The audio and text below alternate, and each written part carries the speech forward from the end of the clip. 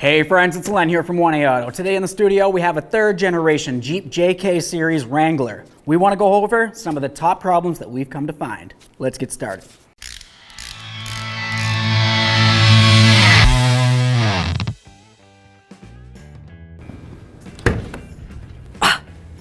Now for our first problem, we're going to talk about water on your floorboards after it rains.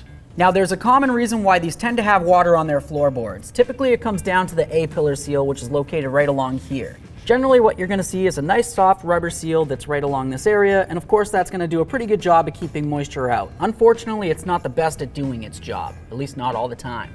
Typically what you're more than likely going to notice is that moisture makes its way down, and inside here it'll run down along there and it'll end up on your floorboards. So now if we're going to talk about a fix for this particular issue, obviously you want to make 100% certain that this is actually where your problem is.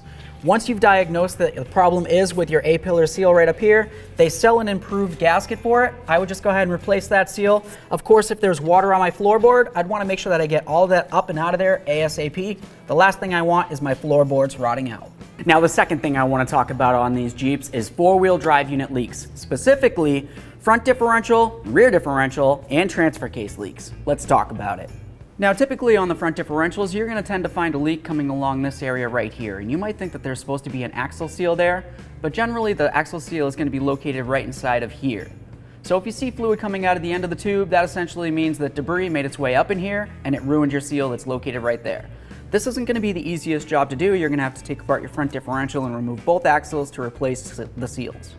Next on the differentials, you might also notice that your pan gasket's leaking. Typically you're going to see a drip coming along the bottom, and if you were to look along the back side of the front differential, you're going to be able to find your pinion seal.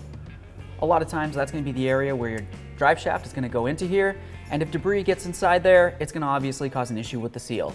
Essentially for the rear differential, it's going to be approximately the same type of issues, in exception of the fact that the axle seals are going to be located closer to the wheels. So if those are leaking, you could potentially get gear oil on your brakes. Now in the center of the Jeep, we're going to talk about the transfer case. The transfer case is going to have a couple different seals on it that you're going to want to pay attention to. You're going to have both of your output shaft seals. That's where your drive shafts go to your actual transfer case. Once again, if debris makes its way inside there because maybe you're doing some off-roading or whatever it is you like to do with your Jeep, it's going to ruin the seal and you're going to find a leak, whether it's in the front here leading to the front differential or in the rear leading to the rear differential. Other areas on the transfer case that tend to leak would be along the case seal, which is right along here. More than likely it won't be up high like this, but if you do see drips coming from underneath around this skid plate right here, it's probably coming from along inside in between the casing itself. Now for symptoms for this, either you're going to see drips on the ground, maybe a little bit of a puddle, or even some noises coming from your four-wheel drive units, differentials, and transfer cases. If we're going to talk about fixes, you'd want to of course find the corresponding leak and then fix that seal. Easy enough. Now the third problem that we're going to talk about is the ignition cylinder. That's going to be located right along here, obviously, on your Jeep. Typically what happens with these is dirt and debris make its way inside of the hole where the key is supposed to go, and it causes a short circuit, and then it just doesn't function the way that it should anymore. And if you're wondering why this might even happen, is generally because if you're driving around a Jeep, especially in the nice weather, you probably get the top off or maybe even the doors off. So you've got a lot of debris floating around, and maybe even you get a little sprinkle that kind of comes inside.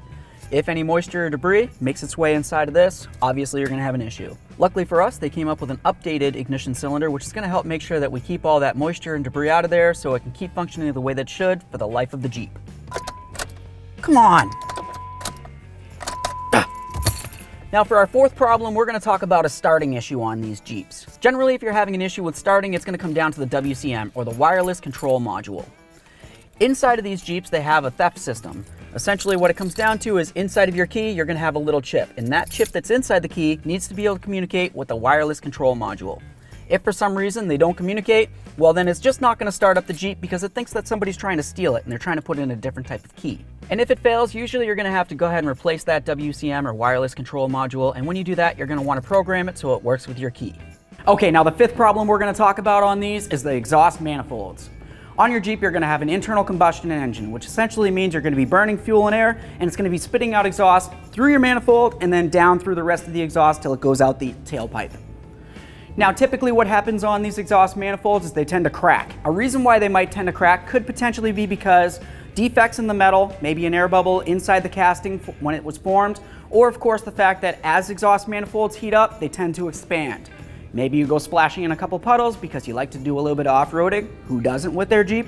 And of course, as it splashes up on there, it's going to contract that metal really fast, and you could potentially get a crack. Now, typically, if you end up getting a crack on your manifold, you're going to have to just go ahead and replace it. That's just overall what it's going to have to be.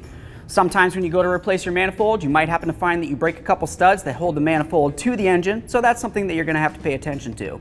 Overall, like I said though, you're going to have to replace the manifold for this issue.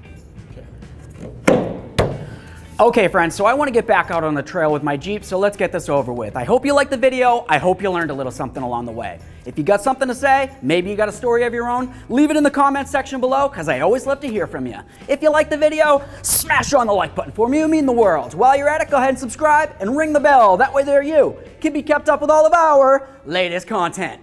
Thanks.